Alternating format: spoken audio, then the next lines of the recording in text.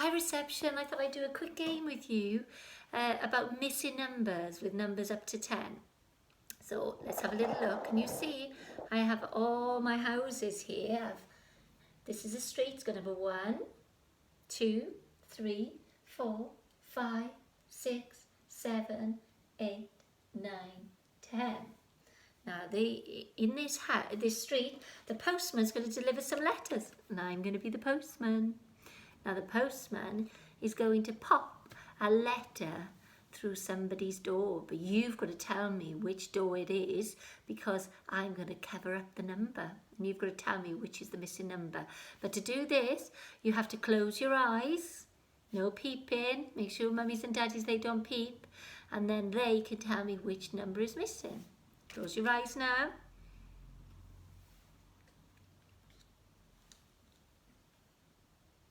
Okay, you can open your eyes now. Can you see all the numbers?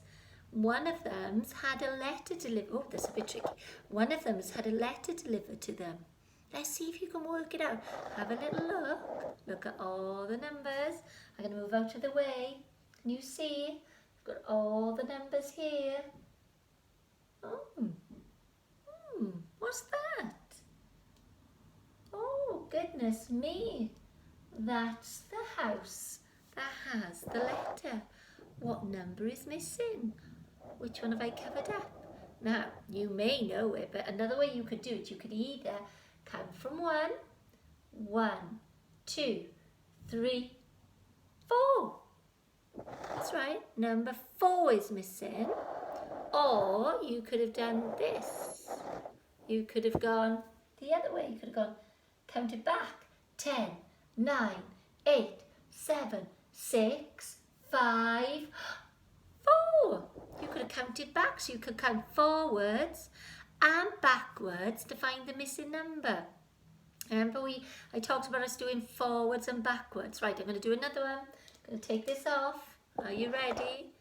Okay, now I'm going to hide on another number. Now I keep moving the screen. You close your eyes, no peeping. Okay. Are you closed? Okay. There we go. I put the letter on one of the doors again. Can you see? There it is. Now, you've got to work out what the missing number is. Which house has had a letter delivered? Which number is covered up by the letter? So what you have to do is you could do lots of things. We could, like I said before, we could count from 1, count forwards to find the missing number.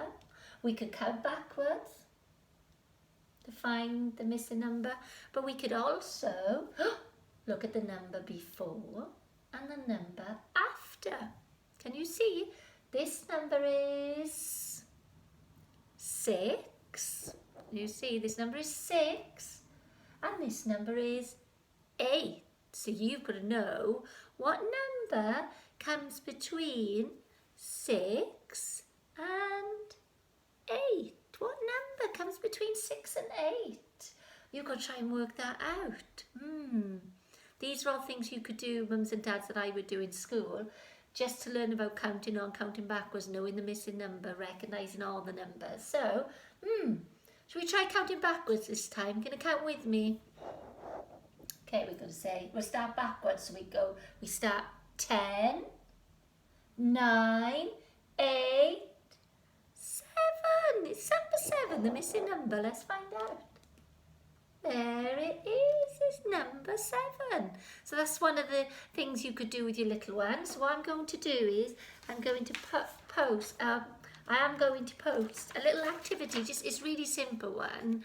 When I say simple, it's not very particularly exciting, but it's a little one just to put in the missing numbers. If you could put the missing numbers in here, that would be marvellous. And they can use the number rhymes to practice. So for instance, and also it's really good for them, because what we've got to do is learn to start counting from different numbers, not always from 1. So you've got to recognise this number and then think what number comes next. Just like the letter in the envelope, wasn't it? 6, and we had number 6. Oops. Can you see? We had number 6 here.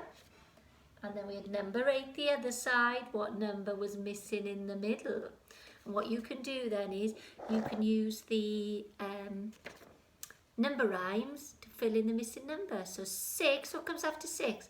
6, 7. Or you could start the other way and count backwards. 10, 9.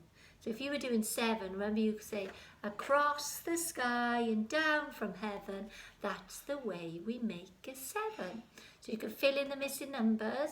Another thing, another nice activity we do, I'm not expecting you to do all this, it's just a little bit of fun, so I can sort of show the children numbers to 10. But we could match the numbers. Can you see we've got all the dots?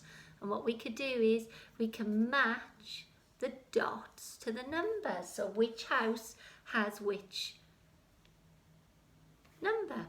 And how many dots match the numbers? So for instance, if we were looking at this, and this helps with touch counting, we'd say 1, 2, make sure you touch each one, 3, 4, 5, 6, 7. That number 7 again, he's had a letter and the dots. So what you could do, I would do then is, let's move this, I'm going to move this screen back a bit. And then we just match number 7 dots. Let's move that away to number 7 house. Can you see? So I'll post a little activity for you to do with missing numbers and the matching the numbers, either to dots. I'm not quite sure yet which one I'm going to do. So matching numbers and missing numbers, and using the counting on strategies or the counting back strategies to find the missing number. Now don't make it difficult. You can write a number 9 on a piece of paper, so your little one can use the number lines, because in class I would have all the number lines out so they can use the number lines to jump and find the missing number. So it's much easier if they can use all the practical stuff of jumping across the number line. So for instance, if I had this is my number line.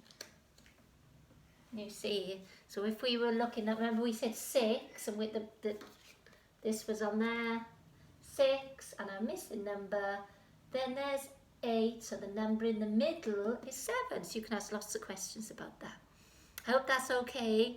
Mums and dads, please just use these if you need them, and I'll post some little activities, but you do them whenever you can. There's no rush. They're just there for the next few days for something for you to do on those moments when you're not busy. But I know you must be very, very busy, so I hope I'm not bombarding you with activities, but it's just some nice little ideas that you could do with your little one. Okay then.